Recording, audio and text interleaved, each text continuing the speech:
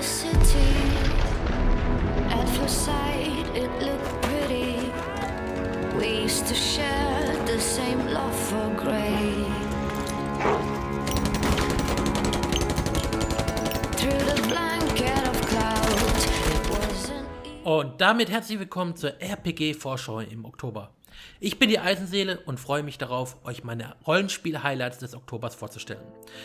Der erste Titel diesen Monat kommt bereits am 2. Oktober mit der kleinen Indie-RPG-Strategieperle Warsaw.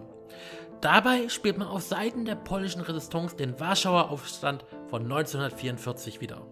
Damals wurde vergeblich versucht, durch eine riesige 63 Tage dauernde Schlacht mit unzähligen zivilen Opfern Warschau von den Nazis zu befreien.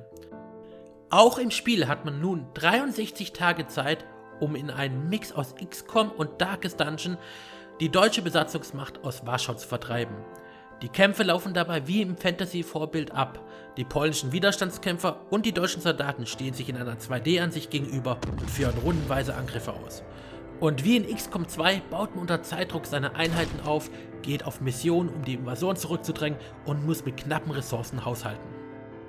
Am 15. Oktober erscheint die Switch-Version von The Witcher 3 in der Complete Edition inklusive aller DLCs und den beiden Erweiterungen Blood and Wine und Heart of Stone.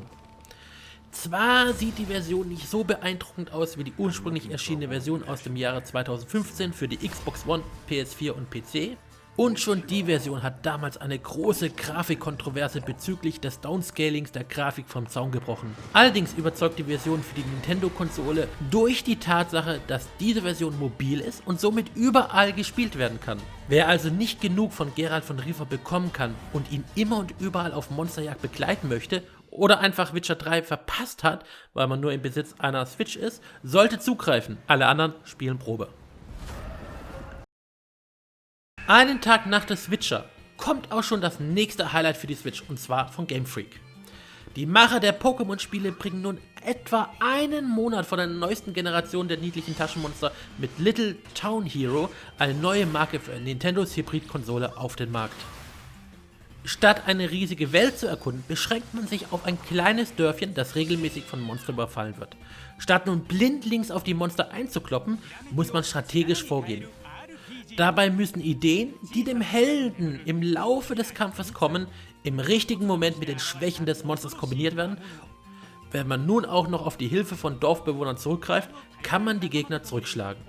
Dies etwas andere Kampfsystem und die sehr verspielte Cel-Shading-Grafik, die etwas an Legend of Zelda Wind Waker erinnert, verspricht ein kurzweiliges Rollenspielvergnügen. Am 22. Oktober erscheint Destiny Connect TikTok Travelers. Die Prämisse des Spiels ist simpel. Am Silvesterabend des Jahres 1999 bleibt Punkt Mitternacht plötzlich in der Stadt Glockny die Zeit stehen. Und wir als Spieler sind die einzigen, die nicht davon betroffen sind. Also machen wir uns auf, das Mysterium zu lösen und die Zeit weiter fließen zu lassen.